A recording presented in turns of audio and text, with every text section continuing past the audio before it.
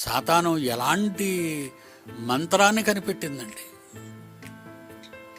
మానవ దేహాన్ని, దేహానికి ఉన్న జోబీని, గుండుకున్న జబ్బుని, గుండె ఉన్న చోట డబ్బును పెట్టింది.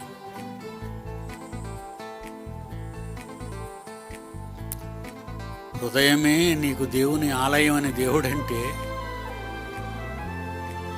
కరెన్సీయే నా హృదయంలో అలంకరణ. దేవుని పిల్లలారా, ఈ భయానకమైన స్థితి మనం ఆలోచిద్దాం.